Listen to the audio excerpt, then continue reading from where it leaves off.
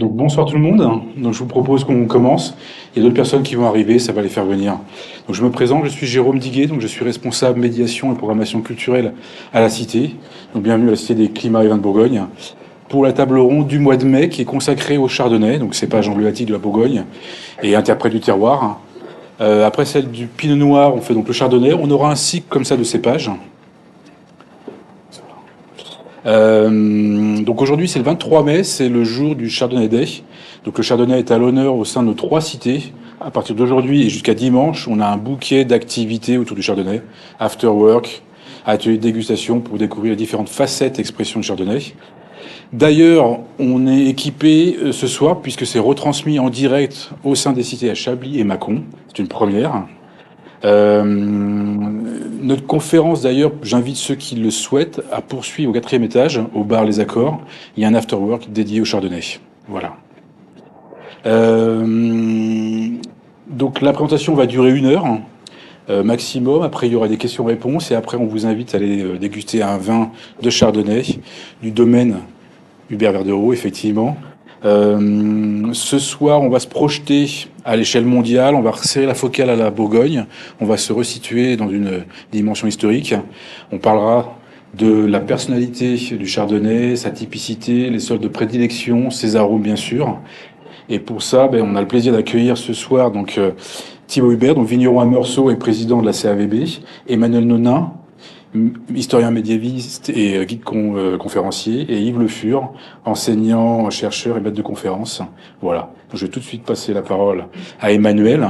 Comme vous pouvez le voir, on est heureux et fiers d'avoir le patronage de l'OIV pour nos conférences. Voilà. Donc on tenait à le dire. Je ne dis pas plus et puis je passe la parole à Emmanuel. Merci. Merci Jérôme, bonsoir à tous. Donc j'ai l'honneur d'ouvrir les hostilités et le bal, les hostilités pacifiques, sur ce thème du Chardonnay en ce jour de l'International Chardonnay Day. Petit rappel sur ce qu'est l'International Chardonnay Day. Voilà, ça fait maintenant plus de 10 ans que certains domaines californiens ont lancé cet événement, qui est un événement essentiellement, on va dire, digital, et qui était dès l'origine censé être créé pour promouvoir les vins de cépage des domaines californiens. Et donc, à l'appui des réseaux sociaux et des influenceurs, voilà, chaque domaine faisait sa promotion de sa cuvée et de son Chardonnay. Vous savez que les Américains sont très day. D'ailleurs, le Chardonnay Day, ça tombe toujours le jeudi précédent le Memorial Day, le jour de commémoration des défunts tombés pour les États-Unis d'Amérique. Donc nous voici pourquoi réunis ce soir à la Cité des Vins. Donc j'ai commencé à travailler moi pour ma part sur le Chardonnay à l'université Lyon 3, puisque moi-même je suis originaire du village de Chardonnay. Et puis étant d'une famille de viticulteurs, de vignerons, c'est assez naturellement que j'ai croisé mon expérience, on va dire, terrienne, et puis le cursus universitaire que j'ai pu avoir, et pour lancer mes propres recherches à partir du master, ce que j'ai fait. Et donc quand j'avais proposé ça à Nicole Gontier, ma directrice de stage, éminente médiéviste, elle m'avait dit ouais, Chardonnay, il y a du potentiel parce que c'est une question qui n'a pas été creusée, puis c'est vrai qu'il y a quand même différents aspects, ça peut être intéressant. Donc j'avais étudié une communauté d'habitants à travers le temps, sur une période plutôt longue, en évoquant évidemment cette problématique du Chardonnay dans ses 3 dimensions. Parce que le Chardonnay, c'est ça. C'est 3 dimensions, c'est-à-dire que je vais aller ce soir du général au particulier, à savoir c'est un nom connu, diffusé dans le monde entier, une marque. Il suffit d'aller sur le site de l'INPI pour se rendre compte à quel point ce nom est utilisé avec des variantes. Chardonnay, c'est synonyme de vin blanc à l'instar de Chablis aux États-Unis. Deuxièmement, c'est un cépage, une variété. Et puis 3e dimension, la moins connue, c'est le village de Chardonnay qui existe bel et bien et situé en Bourgogne, en particulier dans le sud.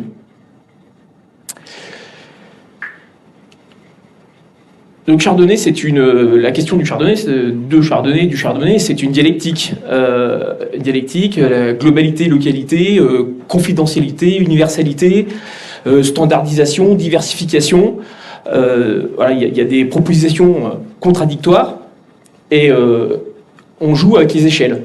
Chardonnay, c'est un jeu d'échelles à titre économique, à titre historique, puisqu'on verra ça au cours de l'exposé, et puis en termes gustatifs aussi. On joue des échelles, voilà, on verra ça avec mes collègues tout à l'heure.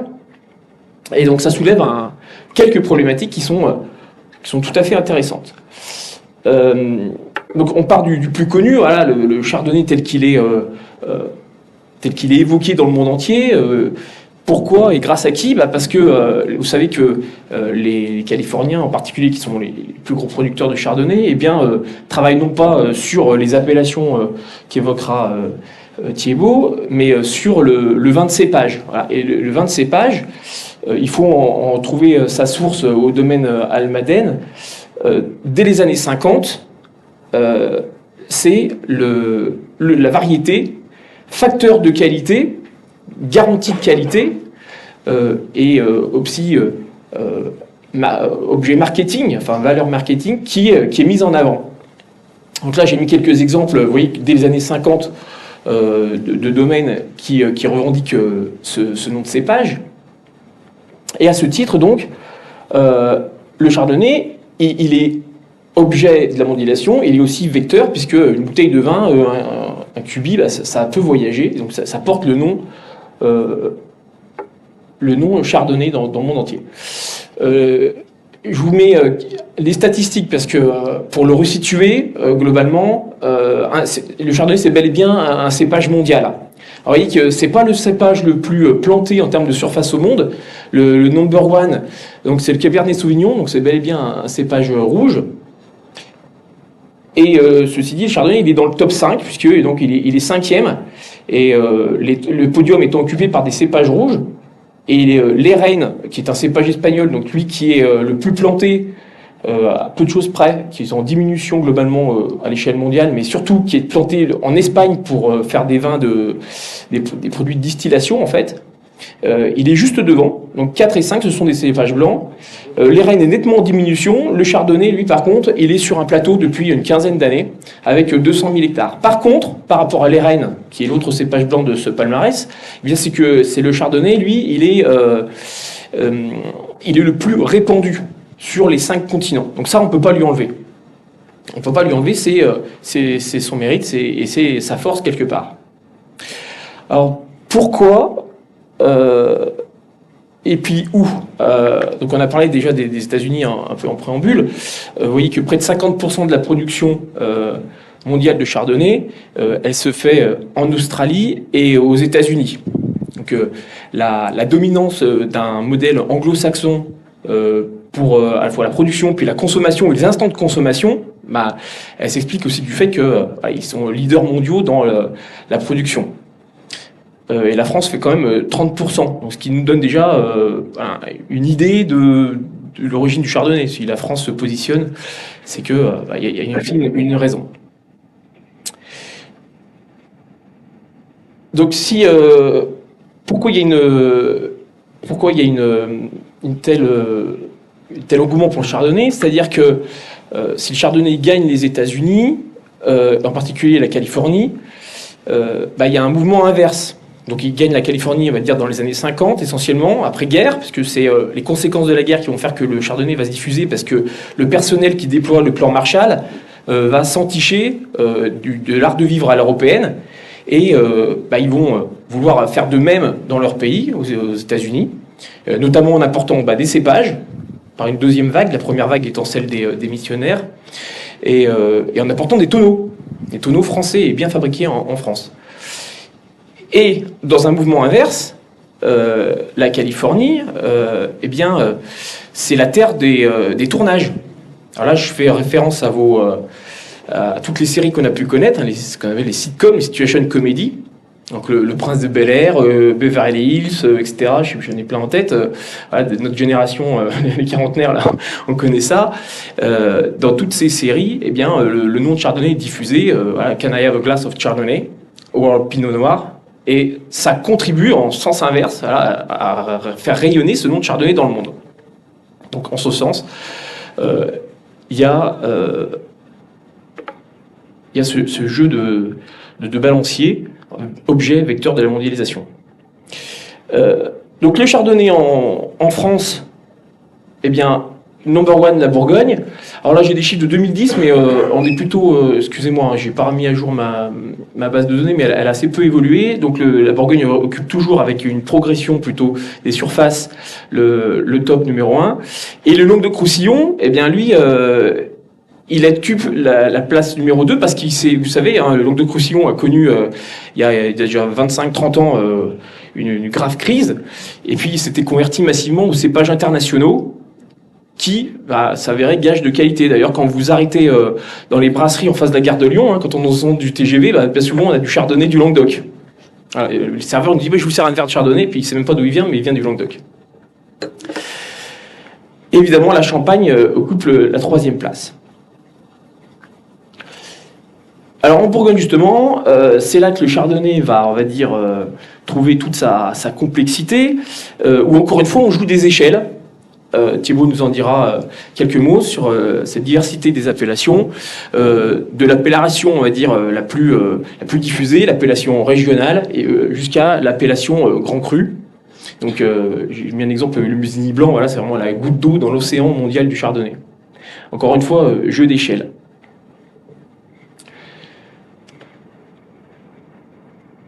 Alors, si on fait encore un focus un peu plus précis, et on se rapproche donc de du deuxième aspect, qui est le cépage, le matériel végétal. Encore une fois, il y a 3 origines. Je disais au début, il y avait 3 dimensions. Et le matériel végétal chardonnay en tant que tel, lui-même, a 3 origines, à savoir il y a un aspect génétique, il y a une origine géographique, et puis, troisièmement, il y a l'origine déonomastique. Si vous avez un prénom, c'est qu'il y a des raisons derrière. Les choses, c'est pareil. Si vous appelez votre fils ou votre fille par un prénom, c'est que vous avez un héritage derrière, et puis souvent il y a des explications, il n'y a rien par hasard. Donc la généalogie, où elle a été révélée au moment où je faisais mes recherches, dans fin des années 90, 99, donc c'était l'équipe de Jean-Michel Boursicot, associé aux chercheurs de l'université de Davis en Californie, comme par hasard. Ils sont leaders sur les recherches, et donc ils avaient révélé que le cépage chardonnay n'était pas un cépage importé en tant que tel, mais qu'il était un croisement entre le gouais blanc réputé de piètre qualité et puis le pinot sous une de ses formes. Alors, c'est pas forcément pinot noir, mais il peut être sous une forme blanche, grise ou rose, blanche, grise ou noire, pardon. Et cette généalogie révélée, en fait, elle a mis en exergue le fait qu'il s'était bien développé, ce cépage, par croisement génétique au temps où la vigne est dioïque, c'est-à-dire qu'elle a besoin d'un plant mâle et d'un plant femelle. Ce plant s'était bien développé en France. Et le mythe de l'importation, tombe. Alors, ce qui est parfois gênant pour certains domaines qui en faisaient un peu leur beurre, parce que dès on évoque des fois les cépages et puis on dit il a été importé de Chypre ou importé de Turquie ou importé du Moyen-Orient, contrairement à l'a priori qu'on a sur les choses qui viennent de l'extérieur ou qui apportent le danger, quand ça vient de la mer, c'est toujours un peu attention, ça vient de l'extérieur. Là pour le coup, le cépage quand il vient de l'étranger, il apporte une plus-value à la production. Et là, pour le coup, c'est pas le cas. Le cépage n'est pas importé. Ampélographiquement, voilà, il se décrit très bien. Donc peut-être ils vont dire un mot tout à l'heure, je sais pas. Mais en tout cas, voilà, la feuille K qui est lobée, le sinus pétiolaire en forme de lyre, et la couleur qui peut aller jusqu'au ou tacheté de rousseur au moment du levroutage de la baie, sphérique, compacte. Voilà, les caractéristiques ampélographiques telles qu'elles ont été décrites par le professeur Gallet. Et puis là, si encore on change d'échelle et on parle de diversification, il y a aussi de nombreux clones et variantes du chardonnay. Dans le Mâconnais, tu en diras peut-être un mot, il y a le fameux chardonnay muscaté qui marque les cuvées. Enfin, c'est intéressant parce que c'est encore un autre univers.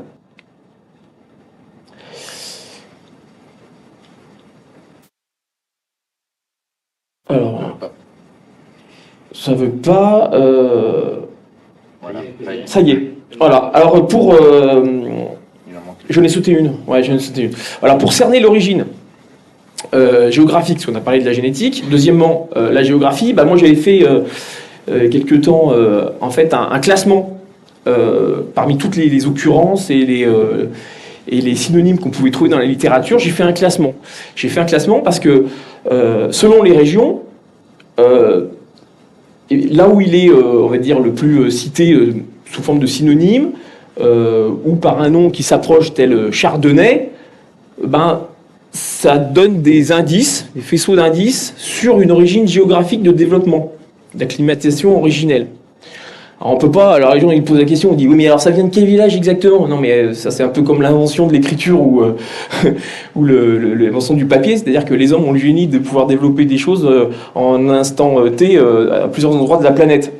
Et là c'est pareil, donc pour le coup il y a plusieurs zones géographiques qui se distinguent, donc le nord-est, la Champagne et puis bien sûr la Bourgogne, mais c'est grand, Jura-Savoie. Et donc j'ai recensé tous ces synonymes, et puis il y en a qui sont assez voilà, proches, chardonnay AI, chardonnay ET, la famille des noiriens est évoquée quand on parle de noirien blanc, il est confondu avec le pinot blanc. Alors est-ce que c'est du pinot blanc ou est-ce que c'est du chardonnay, mais en tout cas il est confondu avec. Et ça permet voilà, d'un peu de cerner là où il y a le nom est usité ou un synonyme, parce que le chardonnay ne devient pas chardonnay avant la fin du 19e siècle.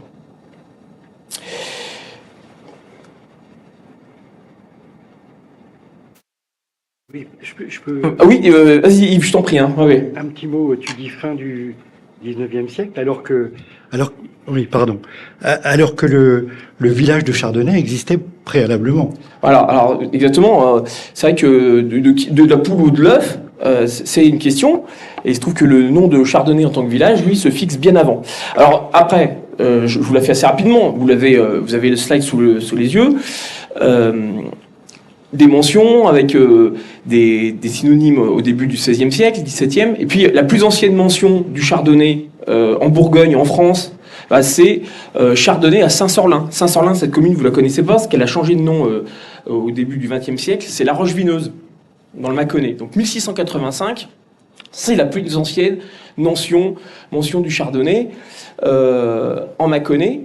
Et puis, il y a un témoignage intéressant. En 1865, j'ai vu de fort beaux pieds de Chardonnay dans la propriété du baron Chapuis de Mont-la-Ville à Chardonnay. Donc, si les pieds, et il explique le docteur Jules Guyot, qui est une source intéressante, si le docteur Jules Guyot dit qu'il a vu des pieds qui ont plus de 80 ans, ça veut dire qu'à la fin du XVIIIe siècle, le Chardonnay est attesté à Chardonnay. Voilà. Donc, je vous ai mis la pièce d'archive, vous amuserez à chercher le mot Chardonnay dans le document. Et donc, pour finir, là, voilà, le village, qu'en est-il? Il existe réellement. Et ça nous renvoie à l'origine du nom. Alors effectivement, Yves, dès le XVe siècle, le nom va se fixer. Chardonnaio, Cardonacum à l'origine au Xe siècle. Le nom du village est fixé avant le nom du cépage. Et en 1896, eh bien, il faut trancher. C'est le fameux congrès ampélographique de Chalon-sur-Saône. Et là, c'est pas écrit noir sur blanc que il faut appeler le cépage chardonnay, qui a plein de synonymes chardonnay. Mais il faut trancher entre chardonnay ET et chardonnay AY. Et là, l'assemblée s'engueule, s'étripe littéralement, parce que ils se disputent. Bah non, faut l'appeler, parce qu'il y a un village qui s'appelle comme ça. Et puis sinon non, on le trouve plus souvent écrit chardonnay ET. Donc plus délicat à trancher. Et puis c'est remis au prochain congrès, dont on ne trouve pas trace des archives. Quoi qu'il en soit, il y a un village, et le village cependant peut s'enorgueillir d'avoir bien donné son nom, parce que on est dans un phénomène là de déonomastique. C'est-à-dire que, pour en avoir parlé avec des vieux vignerons, ils disaient qu'ils avaient été chercher des plants de chardonnay. Mais je dis, mais des plants de chardonnay, c'était, je sais plus si c'était pied de vigne ou dans le village, il y a bien un village. Donc en fait, il y a confusion entre un lieu de multiplication, de bouturage du chardonnay, et puis le nom de son cépage. La déonomastique, c'est ça. C'est quand vous lisez un Balzac, ça fait référence au nom propre de Balzac, qui désigne un livre. Voilà. Et puis chardonnay, c'est une appellation, parce que ça compte quand même en Bourgogne, hein, c'est la deuxième appellation la plus revendiquée, après l'appellation Mâcon-Luni. Donc on fait du chardonnay, de chardonnay. C'est moins de 0,1% de tout le chardonnay produit, consommé dans le monde. Voilà. Et puis pour faire savoir tout ça, un événement, qui tombe pas le jour du Chardonnay Day officiel, mais qui tombe que nous organisons nous dans le village avec l'association des vignerons jeudi de l'Ascension. Vous comprendrez bien, pour des raisons liées à un besoin de fréquentation de la manifestation. Sinon, on tomberait dans un schéma d'afterwork et puis voilà, on tombe de 1000 participants à 200. Et donc c'est pas ce qui nous motive. On va avoir partagé l'événement avec le plus grand nombre de monde.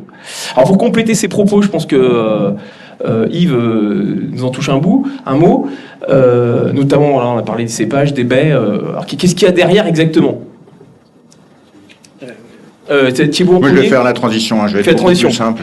On a la partie un peu plus historique et sur le nom, et Yves ira un peu plus dans le détail et sur les spécificités, notamment olfactives et gustatives du Chardonnay. Moi, je vais vous apporter plus une dimension un peu plus générale sur le Chardonnay en Bourgogne, puisqu'en fait, chez nous, le Chardonnay, on n'utilise pas beaucoup ce nom-là, en fait. À part sur l'étiquette de Mâcon Chardonnay, nous, on parle d'abord de Meursault, de Chablis, de Mâcon, de Beaune, bien sûr des grands crus de la côte de Beaune. Mais voilà, tout ça pour dire que effectivement ce Chardonnay, qui est maintenant ce cépage caméléon qu'on retrouve un peu partout, qui s'adapte, caméléon parce qu'il s'adapte, et il a des caractéristiques très très différentes en fonction de là où il est planté. Mais quand même, chez nous, ça reste avant tout une appellation liée à un terroir qu'un cépage. En revanche, la Bourgogne a énormément blanchi. Bien évidemment, tu en as parlé un petit peu, sous l'influence des évolutions de consommation, et notamment post-guerre, entre les deux guerres et à l'issue de la Deuxième Guerre mondiale, la Bourgogne était plantée à 70% en rouge. Aujourd'hui, on est à plus de 50% en blanc, donc et notamment à plus de 50% de chardonnay. Donc, et les chardonnays rentrent à 60% dans la production de vin blanc et dans 11% dans la production des créments. Donc ça a énormément changé. Moi j'ai souvenir, mon grand-père, qui était à Volnay, échangeait une pièce de Volnay contre 2 pièces de Meursault. Post-guerre. Aujourd'hui, on serait plus à dire qu'il nous faut 2 pièces de Meursault pour faire une pièce de Volnay, quoi. Donc pour vous montrer un peu l'évolution du Chardonnay en Bourgogne, ça a été aussi fortement impacté par l'essor de vignobles, le Mâconnais, qui a énormément grossi également en post-guerre, et surtout le chablisien, puisque là, pour le coup, c'était une appellation qui était toute réduite à la sortie de la Deuxième Guerre mondiale, et qui s'est énormément développée encore très récemment, puisque c'était plutôt entre les années 60 et 80 que Chablis a explosé. Donc, ce qui a amené quand même la Bourgogne à blanchir comme ça. Donc tu l'as dit, ce joli chardonnay avec ses petites feuilles à 5 globes, ses petites grappes assez allongées, assez aérées, assez lâches, qui dort bien à maturité. Un cépage précoce. Alors ça, c'est pas fait pour nous arranger avec le dérèglement climatique aujourd'hui, puisque du coup, il est beaucoup plus sensible au gelé que ne peuvent l'être d'autres cépages. Donc on travaille sur essayer d'aller chercher des nouvelles variétés de chardonnay dans nos sélections massales, voire aussi sur des clones, pour essayer de sélectionner des chardonnays qui seraient un petit peu moins précoces et donc du coup un petit peu moins sensibles au gel, pour pouvoir garantir la pérennité de nos petites exploitations bourguignonnes. Alors après, le chardonnay, ben oui, forcément, il s'adapte à tout, mais quand même, ce qu'il préfère et son terrain de prédilection, c'est quand même le calcaire marneux, c'est quand même nos sols à nous, donc sans faire beaucoup de chauvinisme, mais quand même, c'est là qu'il a pris tout son sens, et c'est là où en fait il est plus accessoire d'un terroir qu'il n'est dans sa définition d'un propre cépage et d'un vin de cépage. Et donc c'est ça qui va intéresser très rapidement tous les bourguignons qui le maîtrisent de par leur densité de plantation, qui le maîtrisent de par leur taille, de par l'implantation en fonction des terroirs dans lesquels ils sont, et qui vont amener on va dire, ces 3 grandes familles de terroirs qu'on peut avoir sur la Bourgogne, avec 3 zones géographiques, si on les isole, avec Chablis au nord, la côte de Beaune essentiellement, même s'il y en a encore en côte de nuit, il faut que je fasse attention à ce que je dis. Mais et puis après le Mâconnais, où là on va retrouver peut-être un peu des typicités dans les grandes lignes, mais je sais que Yves va nous les faire sauter après. Donc je peux me permettre de les donner. On va retrouver sur Chablis des parfums un peu plus d'agrumes, de silex, et ce côté un peu plus minéral, un peu plus tendu à Chablis, par rapport à la Côte du Beaune, qui là va être sur des robes beaucoup plus dorées, sur des notes beaucoup plus florales, lactées, bien sûr boisées liées à l'élevage, avec des vins un peu plus ronds et plus puissants. Et enfin, dans le Mâconnais, des reflets un peu plus jaunes. Alors, tu as évoqué le chardonnay muscaté. Effectivement, c'est le chardonnay muscaté, pour ceux qui ne le savent pas, c'est un croisement de pollen entre du chardonnay et du muscat. Ça ressemble à du chardonnay, en termes de feuilles, en termes de grappes, etc. C'est en termes de goût. Ça apporte un goût beaucoup plus aromatique, beaucoup plus exotique que peut apporter le muscat dans les vins. Et c'est quelque chose qui s'est planté pas mal dans les années 70 dans le Mâconnais. Et c'est pour ça que ça a toujours donné dans le Mâconnais des vins plus sur le fruit frais et des vins un peu plus tendres et un peu plus souples. Moi, j'en resterai là. Je voudrais juste insister sur le fait que ici, on produit pas des chardonnays. On produit des Bourgognes Côte d'Or, des Bourgognes Côte Chalonnaise, des Mâcons plus, des Chablis, etc. Et c'est ça, en fait, qui est l'essence même de la beauté. Et je pense que c'est ce qui fait aussi le succès et la réputation de nos vins. C'est qu'on a su garder nos identités de terroir plutôt que de mettre d'abord le cépage chardonnay en avant. Voilà. Merci Thibaut pour cette transition.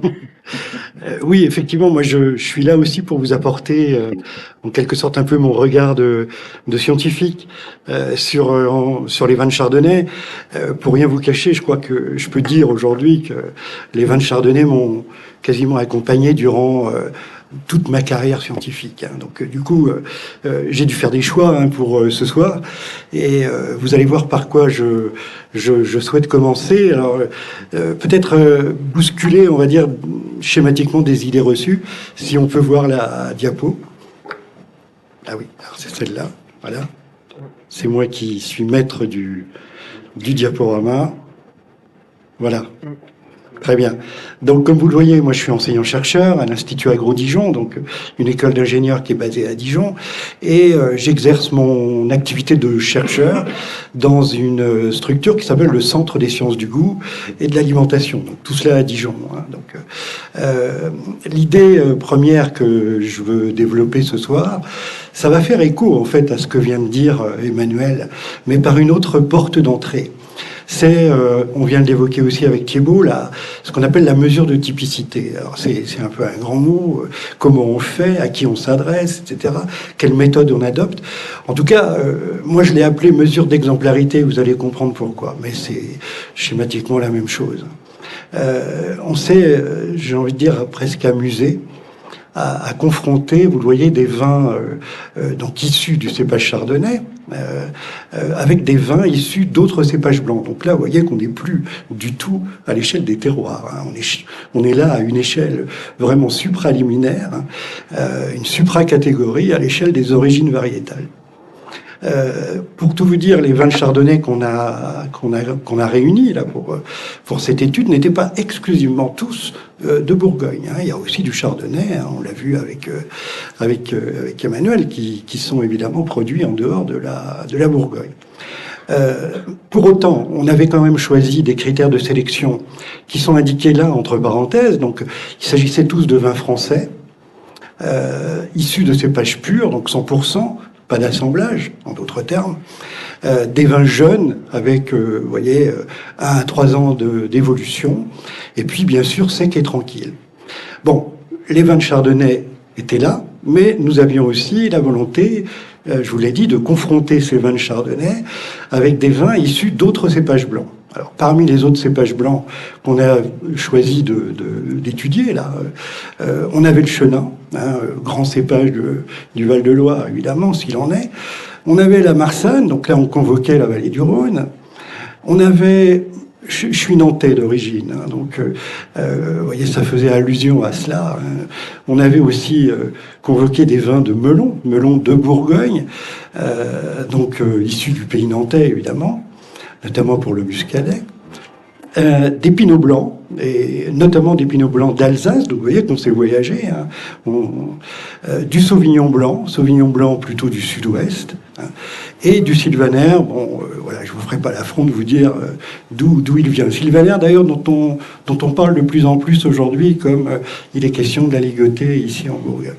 Donc voilà le schéma général sur lequel on s'est appuyé. Vous voyez qu'il y avait une prise de risque, pour autant, de se dire, après tout, et là, encore une fois, sensoriellement, à l'aveugle, dépourvu de toute composante commerciale. Donc, est-ce que finalement ces vins se ressemblent ou pas, etc. Et pour répondre à cette question, en fait, on s'est adressé à des professionnels. Parce qu'en fait, les professionnels, peut-être en êtes-vous, sont évidemment beaucoup plus habilités à répondre à une question de typicité que n'importe quel consommateur lambda qui n'a pas forcément des représentations très stabilisées. Voilà, donc du coup, la question qu'on a posée, c'était une question qui conduisait en fait le répondant à se projeter dans une situation. Donc en fait, c'est comme si on avait, si vous voulez, scénarisé la question en lui disant, voilà, tout simplement, imagine que tu dois expliquer à un ami, et le fait que ce soit un ami et pas anodin, ce qu'est un vin issu du cépage chardonnay. Et donc, plutôt que de lui raconter des trucs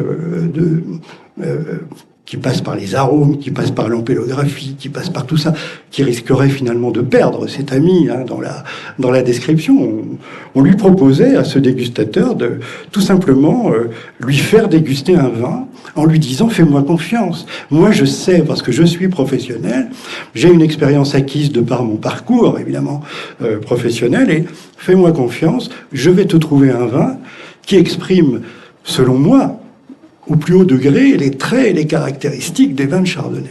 Voilà. Donc voilà le décor, si vous voulez, de la question.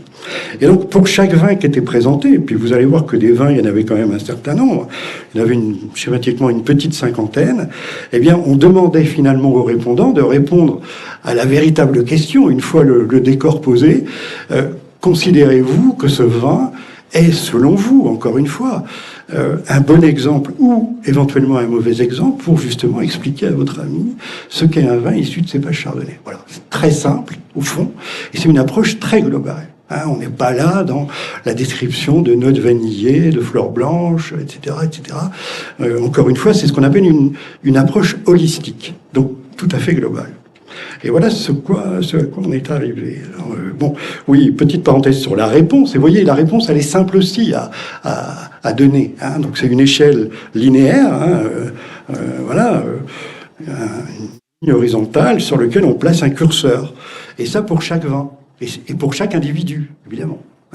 Est-ce que vous placez le vin plutôt du côté des bons exemples ou plutôt du côté des mauvais exemples? Bon. Alors une fois qu'on a dit ça, je pense qu'on commence à avoir envie de savoir comment ces vins-là, de goûter. Eux, ils ont goûté, effectivement. Ils ont goûté à plusieurs reprises des vins successivement. Donc vous voyez, je vous disais une petite cinquantaine de vins. C'est en plus une étude qu'on a conduite 2 fois pour bien se dire, ça s'inscrit, ça consolide en quelque sorte. Alors petit code couleur en gris foncé, ce sont les vins de Chardonnay. Et puis en gris plus clair, ce sont les vins d'autres cépages blancs.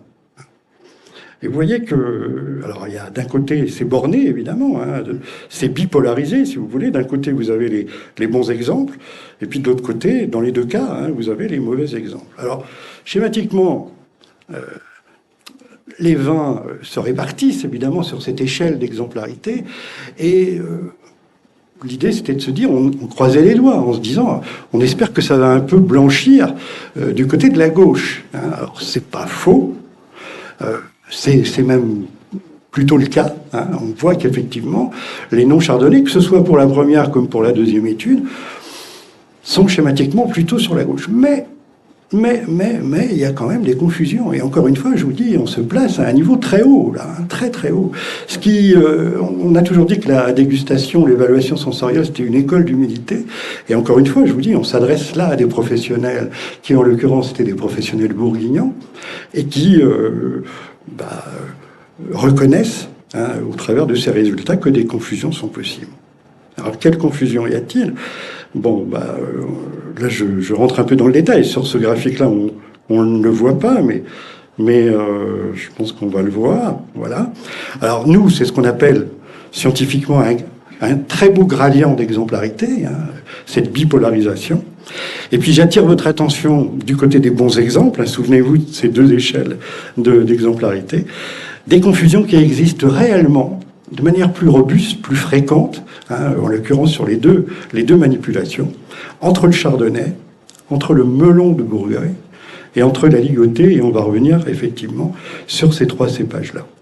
Dans une moindre mesure, il ne faut pas le nier, avec certains vins de Pinot Blanc, certains vins de Chenin, certains vins de Sylvaner. Et pas du tout, et ça c'était notre planche de salut, si j'ose dire, hein, pas du tout avec un cépage comme la Marsanne, ou évidemment, a fortiori, et heureusement, avec le Sauvignon Blanc. Considérez bien que tous ces vins-là, cette petite cinquantaine, sont l'expression d'une diversité. Diversité de lieux, diversité de méthodes de vinification, hein, bien entendu. Et que ces diversités qui parfois se ressemblent, eh bien, sont justement expliquées par ces choix, ces pratiques, qu'elles soient culturelles ou qu'elles soient œnologiques. Donc il ne faut pas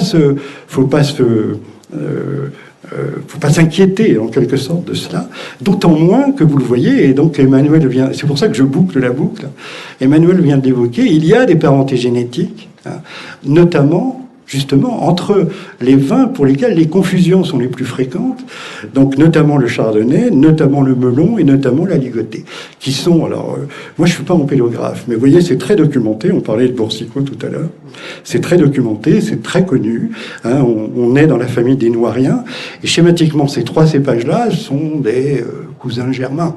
Et si vous voulez que cette parenté génétique, cette parenté empélographique s'exprime aussi sur le plan sensoriel, hein, parce qu'on a, ce que je vous ai montré là, c'est uniquement sensoriel, quelque chose qui assoit encore davantage ses origines communes, effectivement issues du Gouais blanc et du Pinot noir. Donc voilà une jolie démonstration, si vous voulez, mais encore une fois, des confusions sont possibles. Donc c'est vous dire ce qu'il en est quand on raisonne à l'échelle des terroirs. Alors, là, j'ai fait référence au dictionnaire de la langue du vin, de Martine Coutier, qui doit être notre Bible à tous. Hein. Vous voyez, édition de 2007. Et tout ce que je vous ai écrit là vient de ce petit ouvrage, mais très précieux. On dit que le chardonnay chardonne. Elle parle de cela, Martine Coutier. Et c'est un petit peu de cela que je vais vous parler. Alors, cette expression chardonnay a été attestée, le dit-elle, en 1976, à travers ce que je vous ai indiqué là, bouqueté, frais, fondu, délicieux. Il chardonne. Voilà. Donc c'est la première fois qu'on a vu ce dérivé, en quelque sorte, apparaître. Et puis on l'a vu après, évidemment, réutilisé. Hein, je vous en ai cité un exemple à propos d'un Bourgogne ici, Haute-Côte de Beaune. Et puis alors, pour faire plaisir à Thiébaut, j'ai rajouté d'autres dérivés textuels comme ça, parce qu'en fait, il pourra l'utiliser. Hein. Vous voyez que Martine Coutier dit aussi qu'on peut trouver dans la littérature le mot meursautté. Hein, donc, alors de même qu'existe pinoté, alors c'est moins joli, hein, on voit aussi même bourguignonné, mais voilà, gardez cela pour vous. Mais en tout cas, le fait de chardonner est quelque chose qui existe. Alors mon intention là, du coup, c'est de vous expliquer un peu rapidement, hein, et modestement ce qui se cache derrière le fait de chardonner. C'est quoi? Alors là, j'ai pris un exemple de résultat qu'on a obtenu au labo. Ça vous dit sûrement quelque chose. On parlait des expressions multiples du chardonnay.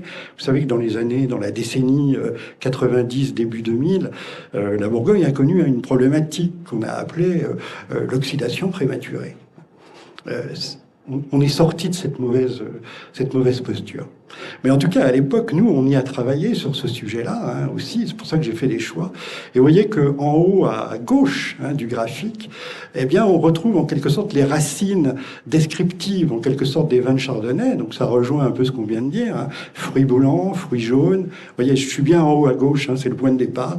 Puis en fait, on s'est, là aussi, entre guillemets, amusé à singer l'oxydation que connaissaient les vins de chardonnay en rajoutant un oxydant de manière à accélérer le temps. Hein.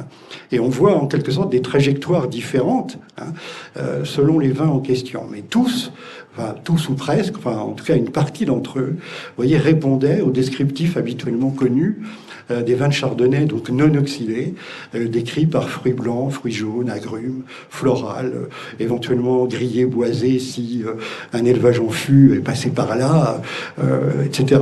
Bon, je passe sur la partie droite du graphique qui aujourd'hui ne nous intéresse plus. Pour continuer rapidement, alors, tac, je ne sais pas sur quoi il faut pointer. Ah voilà, j'ai pas pu m'empêcher, j'ai pas résisté à l'envie de vous montrer le poster qui existe aujourd'hui, que vous connaissez, hein, sur évidemment les caractéristiques olfactives, aromatiques des vins de Chardonnay. Donc plaquettes, poster, donc issus de l'interprofession.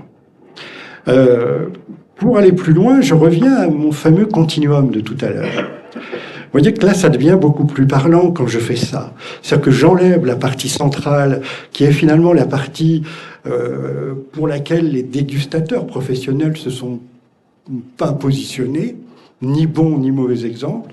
Donc ça, cette partie noire, je l'enlève, et je l'enlève statistiquement. Hein. C'est prouvé statistiquement, c'est vérifié statistiquement, et je ne garde que les deux populations opposées.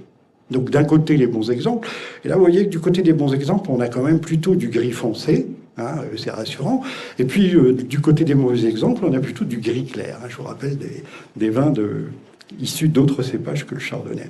Et puis nous, ça c'est notre savoir-faire, on a fait des études très fines, hein, physico-chimiques, sur ces deux populations opposées. Hein, vous voyez, donc olfactométrie, spectrométrie de masse, mesure des concentrations relatives des composés organiques volatiles.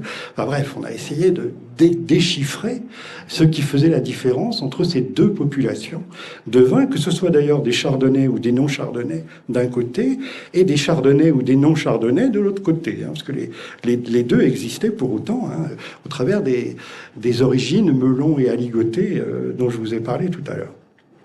Et voilà ce à quoi on arrive du point de vue des molécules. Alors, je ne veux pas vous faire peur, mais c'est tout à fait intéressant d'observer qu'on arrive aussi à cliver.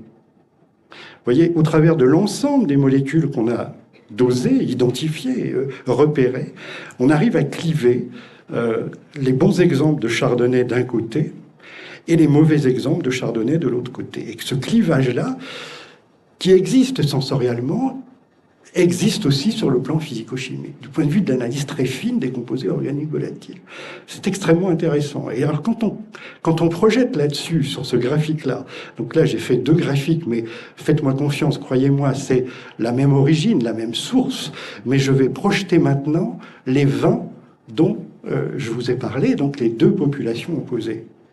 Voilà ce que l'on trouve. Vous voyez que les chardonnays, ici notés C quelque chose, sont bien effectivement à droite et sont bien effectivement du côté des mauvais exemples. Donc c'est ce que j'ai matérialisé ici, avec, et ça c'est intéressant, la confusion qu'on retrouve, y compris sur le plan physico-chimique, avec le B qui est ici un vin de melon de Bourgogne. D'accord ? Et puis, il y avait d'autres confusions qui existaient, alors on va les voir. Alors, ces deux chardonnays-là, du point de vue analytique, sont très différents du reste de la population des chardonnays qu'on a analysés. Des dosages d'acétate d'isoamyle excessifs. Acétate d'isoamyle, c'est la banane du Beaujolais. Mais là encore, on touche bien à la question des pratiques œnologiques. Hein. Ça, c'est pour le C16, et puis pour le C13, c'est pas un vin de Bourgogne, je vous rassure, mais c'est un vin de chardonnay dans lequel des copeaux de chêne avaient été rajoutés. Et du coup, on surexprimait le vinyle 4-phénol et le vinyle 4-guaiacol. Et donc, du coup, effectivement, ces chardonnays-là, c'est bien des chardonnays, mais ils n'ont pas un bon niveau d'exemplarité. OK ? Et puis, à côté de ça, vous avez trois vins, là, le H2, le Y1, le P2. H2, c'est un chenin. Y1, c'est un sylvaner. P2, c'est un pinot blanc. Eh bien, vous voyez qu'effectivement, sensoriellement, ils sont colorés comme les autres chardonnays, c'est-à-dire qu'ils ressemblent, ils sont dans la confusion. Par contre, quand on regarde plus précisément leur contenu physico-chimique, leur sphère, effectivement, de molécules volatiles, eh bien, ils sortent effectivement de l'espace chardonnay. Donc ça veut dire que du coup, leur identité variétale, en quelque sorte, se traduit ici par la nature des molécules que contiennent ces vins-là. Sur tout cela, schématiquement, vous l'avez vu, hein, les vins de Chardonnay, et en particulier les vins de Bourgogne, c'est pas une, c'est pas deux, c'est pas trois molécules odorantes qui les caractérisent. C'est tout un jeu, c'est tout un foisonnement, vous l'avez vu, de molécules volatiles qui constituent ce bouquet qui finit par, effectivement, faire basculer vers ce fameux nom de Chardonnay, en définitive.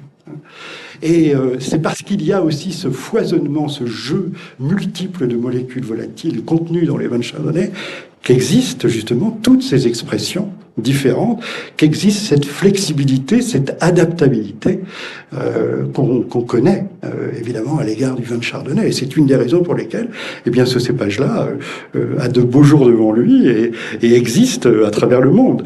Et on est bien d'accord aussi sur le fait que des vins de Californie ou d'Australie ne sont pas analogues. Là, encore une fois, sur le plan sensoriel et peut-être sur le plan physico-chimique, je ne le sais pas, je ne l'ai pas fait, mais en tout cas, de par cette diversité olfactive, on peut comprendre qu'il y a des facettes très très différentes que le Chardonnay peut favoriser en quelque sorte. Alors, j'arrête, je voulais vous dire juste un mot sur une autre forme d'expression du Chardonnay. Voilà, c'est quelque chose aussi que vous avez dû connaître, hein, c'est ce qu'on appelle la minéralité. Vous voyez que là, on s'est adressé à un panel plutôt conséquent, hein, puisque 1697 consommateurs, c'est pas rien. On leur a demandé en fait de répondre aux 3 questions qui figurent sur cette diapositive. Hein. Si je vous parle de minéralité à propos de vin, à quoi cela vous fait-il penser? Et puis ensuite, on leur demande d'en donner une définition et de citer des synonymes. Donc ça veut dire qu'on génère ainsi ce qu'on appelle des corpus de parole. Corpus de parole qu'on peut traiter textuellement. Et c'est ce qui est fait là. Hein. Vous voyez que finalement, vous avez les mots les plus saillants qui apparaissent de plus grande taille, et puis vous avez les traits les plus épais qui, en quelque sorte, matérialisent les associations qui peuvent exister entre les mots en question. Vous voyez que, évidemment, minéralité, on l'a en quelque sorte un peu évacué, puisque c'était l'objet de la question, donc on peut imaginer que les gens répètent en quelque sorte, la minéralité pour moi me fait penser à, voilà, donc, mais on retrouve évidemment minéral, on retrouve le goût, donc il y a une dimension gustative, évidemment, derrière la minéralité, c'est pas moi qui le dis, c'est 1697 personnes. La notion de terroir, la notion de pierre, la notion de vigne, et puis si vous regardez un petit peu en bas, là, à gauche, vous avez aussi ce qu'on appelle des traces d'indétermination. C'est-à-dire qu'en fait, je ne sais pas. Pour moi, c'est rien, ça ne veut rien dire, c'est pas précis, c'est rien du tout, etc., etc. Il faut admettre qu'effectivement, des consommateurs puissent dire aussi, pour moi, la minéralité ne m'évoque rien, je ne sais pas ce que c'est. Et on a fait la même chose avec des professionnels. Alors là, je parle de minéralité au sens large. Hein, je ne parle pas uniquement de minéralité du Chardonnay. Alors là, ne prenez pas peur, mais vous voyez, quand on s'adresse à des professionnels, il y a un foisonnement, et c'est tant mieux. Hein, il y a un foisonnement un peu plus grand des descripteurs qui sont générés. Donc il y a ce qu'on appelle des corrélats textuels, hein, qui sont multiples, mais on retrouve effectivement terroir, hein, c'est rassurant, pierre, mais il y a aussi rien. Hein, vous voyez, en haut à gauche, là, vous avez des caractéristiques de finesse, le lien au sol. Vous avez ce qu'on appelle de l'exemplification, c'est-à-dire qu'en fait, le répondant dit « Pour moi, la minéralité, c'est la Bourgogne. Pour moi, la minéralité, c'est la Loire. C'est le Sauvignon. C'est des vins blancs. Hein, » vous avez le mot « blanc » qui apparaît de manière importante. Et puis aussi, c'est toute une sphère olfactive. Hein, c'est une forme d'expression des arômes dont on vient de parler tout à l'heure. Alors on s'est amusé à faire un peu la même chose que tout à l'heure, on a bipolarisé, et vous voyez qu'on y arrive. Alors là, cette fois-ci, c'est bien sur des chardonnays, c'est bien sur des chardonnays de Bourgogne, dégustés cette fois par 35 professionnels, et on arrive aussi à bipolariser certains vins à droite qui sont peu minéraux, et certains vins à gauche qui sont reconnus collectivement comme les plus minéraux. Et pour peut-être bousculer certaines idées reçues, je ne sais pas s'il y a des chablisiens dans la salle, mais sachez bien que là, nous avions des vins de Chardonnay provenant de toute la Bourgogne, et que les vins les plus minéraux, certes, on retrouve là un Chablis, mais il y a aussi des vins du Mâconnais. Et de la même manière, de l'autre côté, les moins minéraux, vous avez effectivement, vous le voyez, alors Mercuray, Givry, Mâcon Village, un Givry, un Bourgogne de Côte de Nuit. Il n'y a pas de Chablis de ce côté-là. Voilà. Pour finir, comment ces vins, justement jugés les plus minéraux, ont-ils été décrits par les professionnels? Ça ne va pas vous surprendre, vous voyez, que les représentations qui sont celles que possèdent en fait des professionnels de Bourgogne, sachant que vous l'avez vu, cette étude a été conduite conjointement, un petit peu comme les cités, à Beaune, à Chablis et à Mâcon. D'ailleurs, on pourra reparler tout à l'heure du fait de savoir si, selon les populations de dégustateurs et de professionnels auxquels on s'adresse, les représentations mentales qu'ils ont de la minéralité sont les mêmes, selon qu'ils sont à Mâcon, à Chablis ou à Beaune. C'est un sujet. Mais en tout cas, voilà, schématiquement, tous les vins qui étaient à gauche de ce gradient de minéralité, cette fois-ci, voilà schématiquement comment on les décrit. Alors évidemment, c'est perceptible en bouche, en particulier en fin de bouche. C'est décrit comme tendu, on le voit, comme vivace, comme frais. C'est couplé aussi, il ne faut pas le nier, à la sensation d'acidité.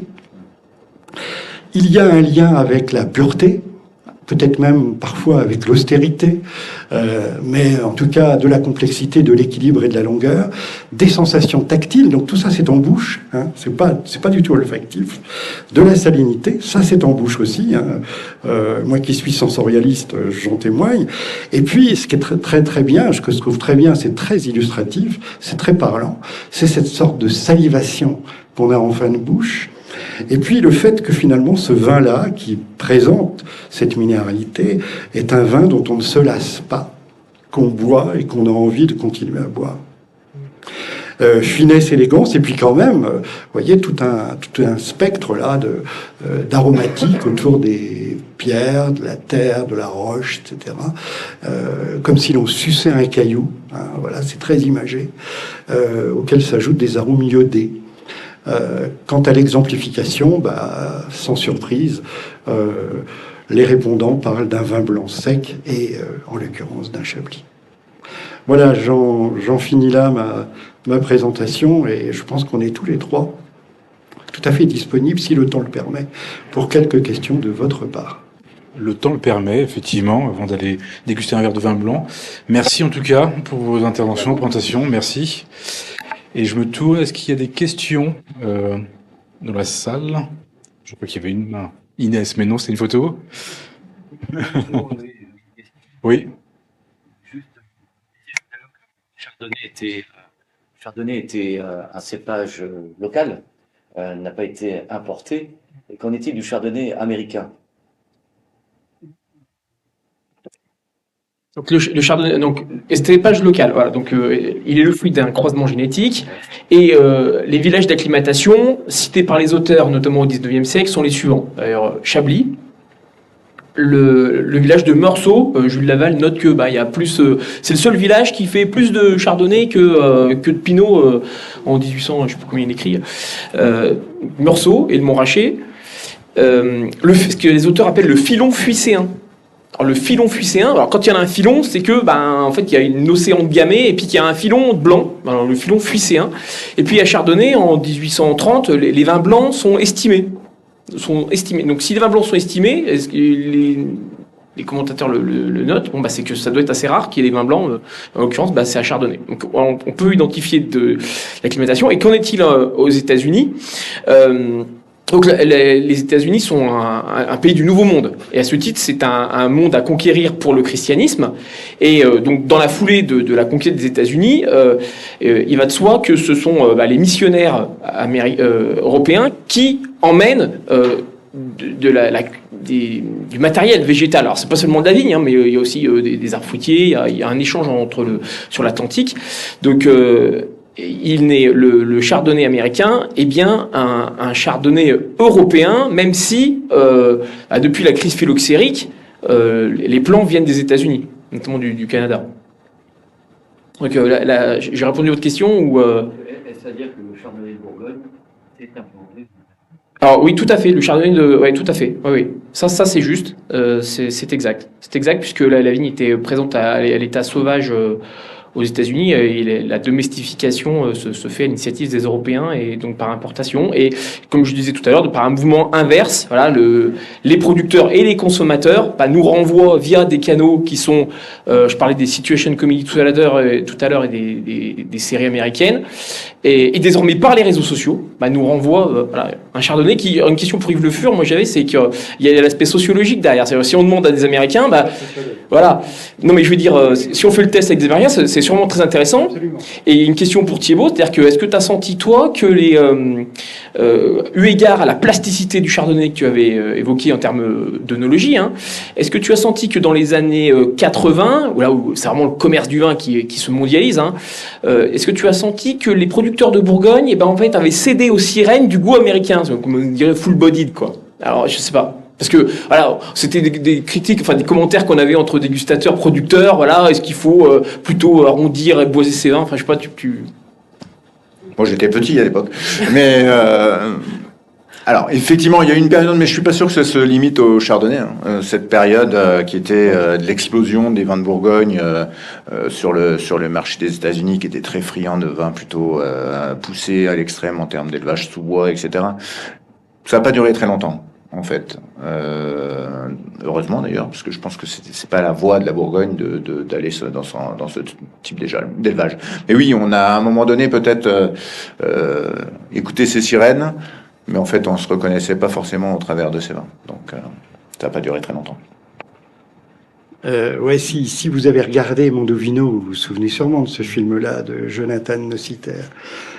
En fait, on observait justement le caractère un peu résistant des Bourguignons face à cette mode, effectivement des vins un peu maquillés par un boisage excessif. Donc, continuons sur cette veine-là, je crois.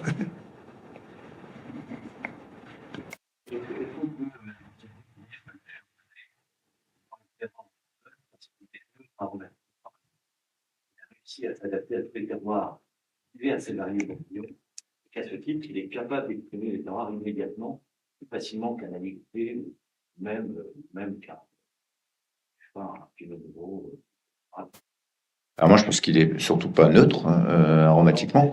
Je pense qu'effectivement, on l'a évoqué, on l'a tous évoqué, c'est quand même un cépage très caméléon qui sait donner des facettes très très différentes en fonction de là où il est planté et de la façon dont il est cultivé, etc. Nous, on est quand même resté très constant dans notre culture, dans notre densité de plantation, dans notre élevage, dans nos types de fermentation, etc. Donc, je crois que la Bourgogne, enfin encore une fois, on pense nous d'abord à notre village et à nos racines de terroir plutôt que de le chardonnay. Le chardonnay est l'accessoire. Il est, je le disais tout à l'heure, dans ces terroirs de calcaire et de marne, dans son terroir de prédilection et dans je parais chauvin en disant ça, mais pour moi dans son meilleur verso, quoi. Donc mais non, moi je pense qu'il n'est pas loin d'être neutre et au contraire que c'est un vecteur qui nous permet de mettre encore plus en avant nos terroirs. En fait, pour compléter sur ce qu'on vient d'évoquer, je pense qu'on parle effectivement parfois d'un cépage neutre, sans doute improprement, c'est évident. On le voit au travers de la nature des molécules qui le caractérisent. On le traite de neutre, souvent par comparaison à des cépages qu'on dit aromatiques. Je pense au Sauvignon blanc dont on a parlé, je pense au Riesling, je pense au Muscat. Mais clairement, cette neutralité, c'est une neutralité, c'est une fausse neutralité. On sait bien qu'effectivement, le chardonnay est porté, on l'a vu, par tout un ensemble de molécules volatiles qui le caractérisent. J'ai oublié de vous préciser tout à l'heure que les vingtaines de molécules reconnues comme étant porteuses justement d'une typicité chardonnay ne s'expriment qu'à la condition d'être dans un environnement donné. Et en fait, toutes les autres molécules constitutives du vin, eh bien, participent à leur façon comme l'environnement dans lequel s'expriment les molécules que je vous ai montrées. Donc c'est un jeu, en fait, d'interaction entre la molécule dite marqueur, en l'occurrence la multitude de molécules marqueurs, et l'environnement dans lequel ces marqueurs s'expriment. Mais donc pas de neutralité, mais je vous dis, si effectivement on compare le chardonnay avec du muscat ou avec du sauvignon blanc, évidemment, on n'est pas aromatiquement, encore une fois, tout à fait dans la même catégorie. Et pour être tout à fait complet, je pense qu'il ne faut pas oublier, on dit le lieu sur lequel le cépage est cultivé, il ne faut pas oublier ce qui se passe aussi dans la cuverie. Et la manière dont le vin est élaboré et vinifié, et infléchit aussi considérablement, évidemment, la nature du vin qui en sort, ça va de soi.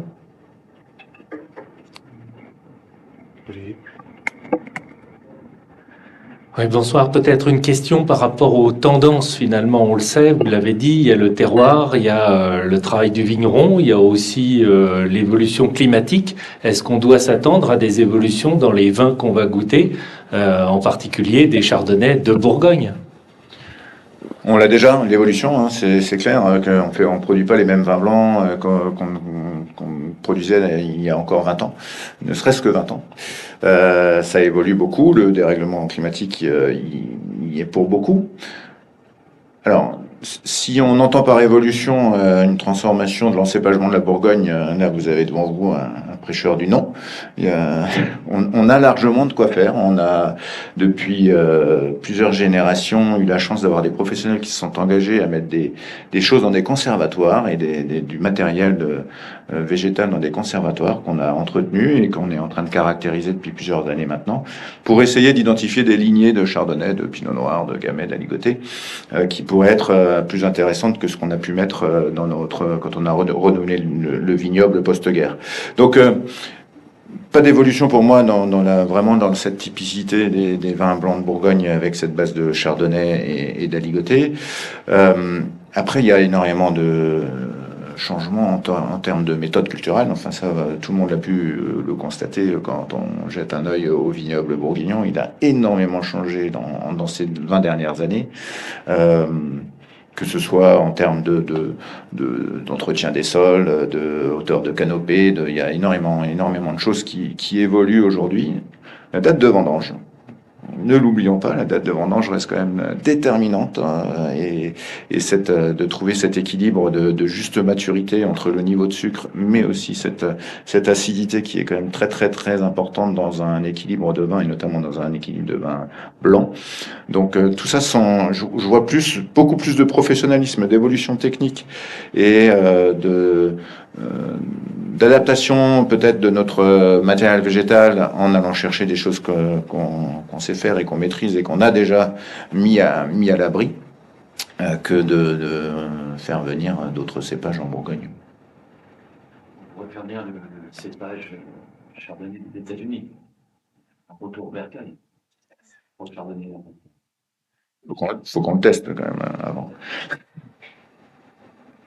Après, il y a énormément de choses qui sont en route sur le matériel végétal, pas forcément que sur le chardonnay, mais c'est le défi de notre génération. Donc, on a un dépérissement du vignoble qui a explosé ces 20 dernières années. Il y a énormément de projets en route, que ce soit d'un point de vue local, d'un point de vue interrégional ou d'un point de vue national, avec énormément d'études qui vont sortir. Moi, je suis persuadé qu'on va transmettre des solutions à la génération future. En tout cas, on œuvre tous dans ce sens-là. Alors, j'avais une question à vous poser. Si on veut un chardonnay avec des saveurs minérales dans le Mâconnais, où doit-on se rendre ?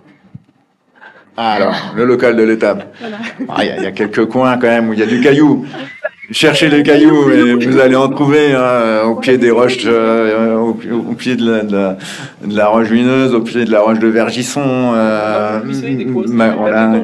Alors, ça identificateur. Parce que ça se travaille la minéralité. Je ne vais pas citer de collègues vignerons ni de négociants, mais il y a des négociants, il y a des domaines, des caves qui sont quand même connus pour travailler la tension. Voilà, et ça c'est une technique assez bourguignonne. Je veux dire, voilà, on joue sur la date de vendange et il y a un travail en cave derrière qui fait que ça fait ressortir des caractères dits minéraux. Est-ce que dire oui, on est au pied des roches ou sur les argiles et puis ça donne un goût minéral, c'est ce qu'on appelle du déterminisme. Et voilà, il y a une cause et puis ça engendre les mêmes effets. Mais hélas, c'est plus complexe que ça. Donc il faut faire attention. Voilà, et surtout, il faut beaucoup d'humilité et il faut laisser place à votre propre ressenti. Même si on peut aller faire un tour dans le Mâconnais pour déguster. Faut goûter. En fait, ce qui est plutôt rassurant par rapport à votre question, c'est que schématiquement, on ne peut pas vous répondre. Du coup, ça serait trop simple. Et heureusement que c'est pas si simple que ça. Ça serait trop simple si on pouvait vous dire, à cet endroit-là, vous allez faire effectivement un chardonnay minéral. Je crois qu'il faut surtout pas aller dans cette direction-là. Donc, et puis, rappelons aussi que la minéralité n'est qu'une des expressions du cépage chardonnay, enfin en tout cas des vins de chardonnay. Ça n'est qu'une des expressions au travers justement de cette espèce de plasticité dont on a parlé tout à l'heure. Monsieur. Question de Monsieur Nonin-Père. Est-ce que cette expression de la minéralité est adossée à une molécule en particulier qui trouverait son expression par rapport à un terroir, par exemple? Alors, je dis pas non. Oui, effectivement, il y a des associations, notamment sur le plan de la sapidité.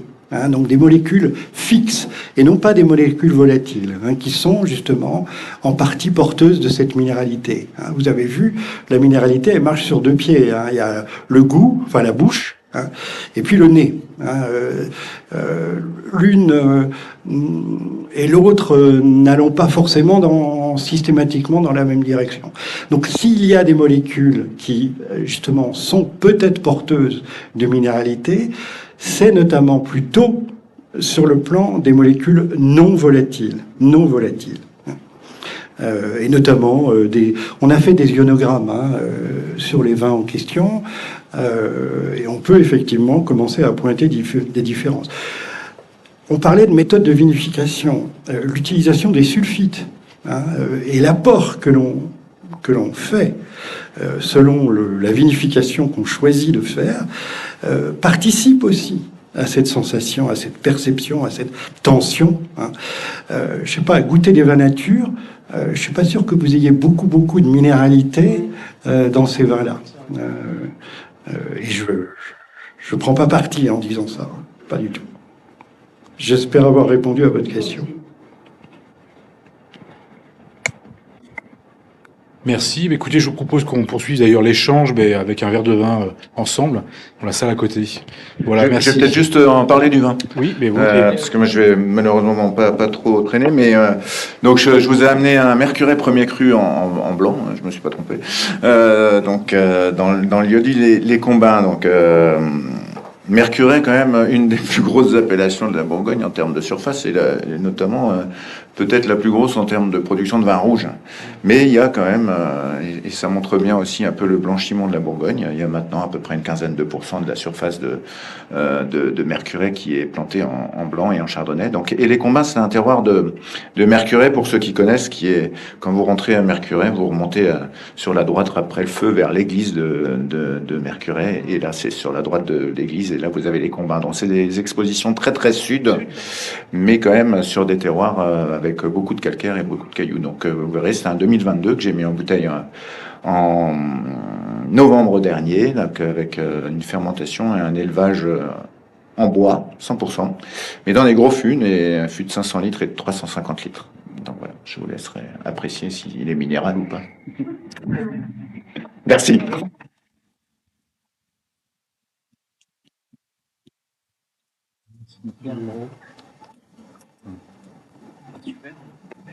Merci.